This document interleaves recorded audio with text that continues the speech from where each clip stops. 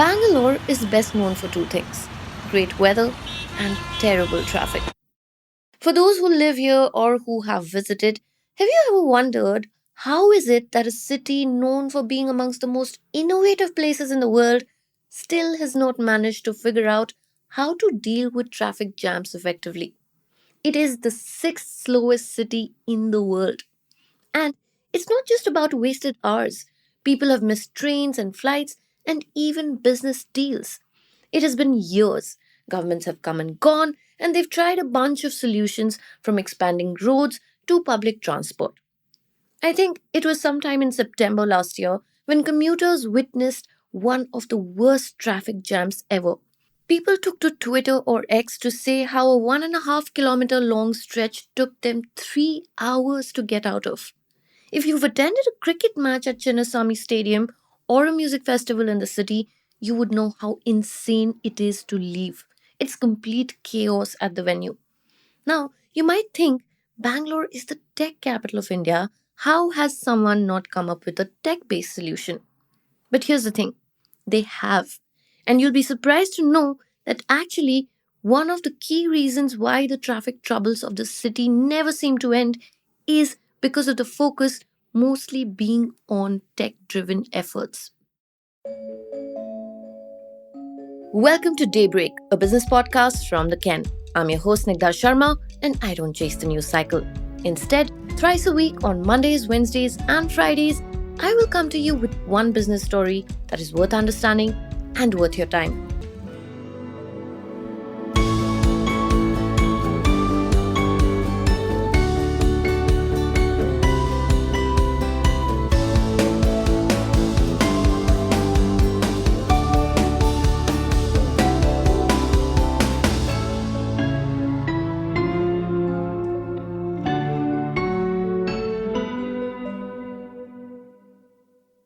In the last 10 years, the traffic police of Bangalore has tried a variety of technologies to help ease traffic.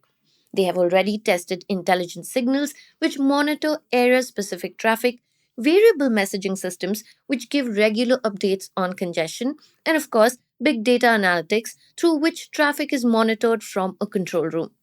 Take Moderato, for example. Moderato stands for Management of Origin Destination Related Adaptation for Traffic Optimization. It is a Japanese technology that automatically adapts traffic signals based on real time data. The initiative was started back in 2014, 10 years ago. But the signals were only installed in August 2023, which is last year, at 28 junctions along MG Road, Hosur Road, and Old Madras Road, among others. And even after the installation, none of it was actually operational until December because of technical reasons. Can you take a wild guess at what one of the main technical reasons could be? Construction of roads and metro lines and whatnot, which, if you live in Bangalore, know is perpetual.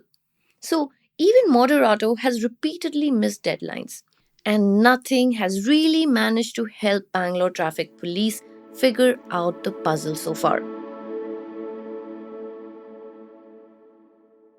Enter MS Anuchet, the Traffic Joint Commissioner of the city.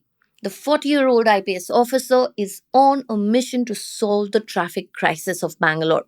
He is armed with a squad of 5,600 traffic cops and a slice of the Bangalore Traffic Police's annual road safety budget of 55 crore rupees. And he too is betting big on technology to reach his goal. My colleague Shashwata Kundu Chaudhary, a reporter at the Ken, saw him in action recently. The man means business, says Shashwata. Here is how he describes him. And I'm quoting: on a regular weekday morning, the fit, muscular 40-year-old strides purposefully through the corridors with four officers in tow. Doors swing open on the fifth floor traffic control room. Hard heeled leather shoes click on the shiny white tiled floors, and suddenly the room comes alive. All eyes turn towards the 2009 batch IPS officer. End quote.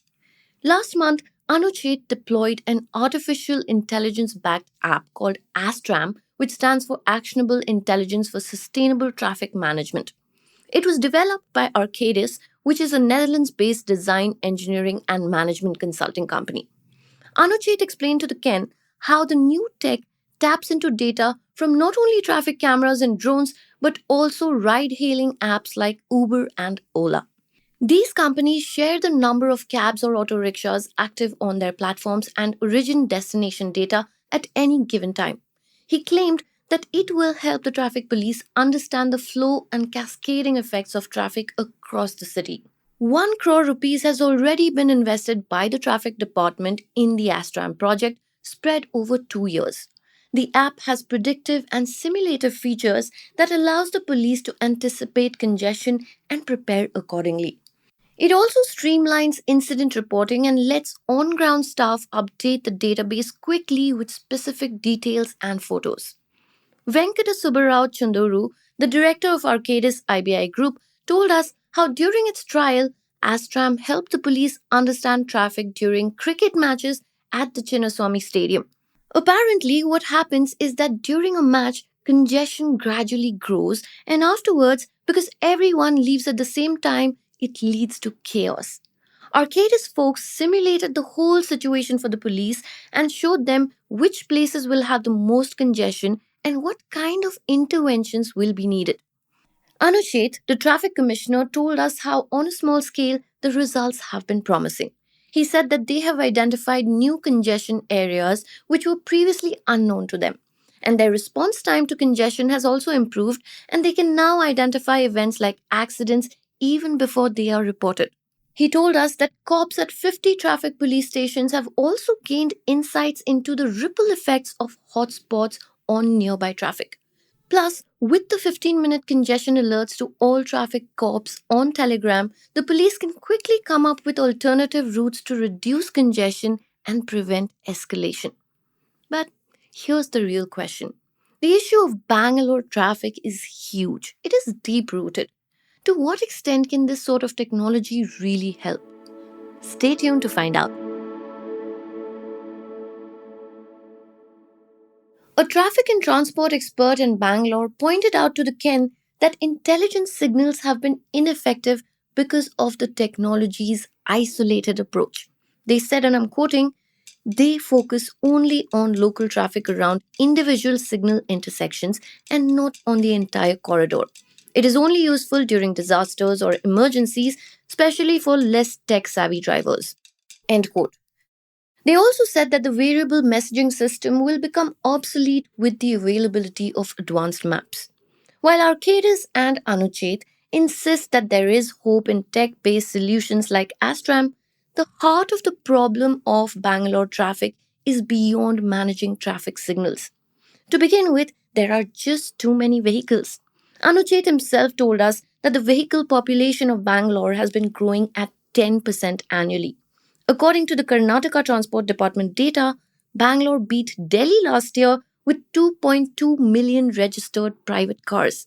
A Bangalore based transport expert pointed out that the scope of a complete tech based solution is of no use if the number of vehicles keeps going up and there is no adequate infrastructure in place. And infrastructure cannot be built overnight, right? Take the popular Hebel Junction, for example, where multiple lanes converge into a relatively smaller junction. Vehicles going to different parts of the city have to use that junction because there are no alternative routes. So, how can a better signal system alone solve the issue? Even if they add more lanes or widen the roads, the problem is still going to remain. Now, let's come to public transport. Yes, the metro lines in Bangalore have seen an expansion, but the metro network in the city is not nearly as well connected or expansive as, say, Delhi Metro. Vijay Kovali, a professor at the Indian Institute of Science, told us that there may be hope only when all the metro lines become operational. And as far as buses go, which carry about half of those who use public transport in Bangalore, their fleet size has remained stagnant for years. Dhaval Asher from the World Resources Institute said that practical solutions like removing street parking and bridging gaps in the road network to ease bottlenecks could ensure better traffic distribution. Gadipalli, who is a World Bank consultant, told us meanwhile that he believes incentivizing the use of public transport is essential to address the traffic issue. What do you think is the best solution for Bangalore traffic? 1. Better public transport. 2. Better road networks. 3. Tech based solutions. 4. Limited number of vehicles on the road. Number 5. Or a combination of these. I would love to hear your answers, so please write to me at snigdha, snigdha at theken.com. It is the-ken.com. That's all for today.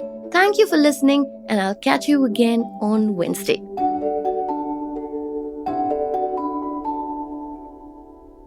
Daybreak is produced from the newsroom of the Ken, India's first subscriber-focused business news platform.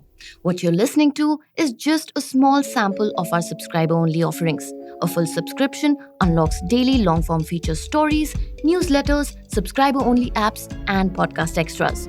Head to theken.com and click on the red subscribe button on the top of the website. I am Snigdha Sharma, your host, and today's episode was edited by my colleague Rajiv CN.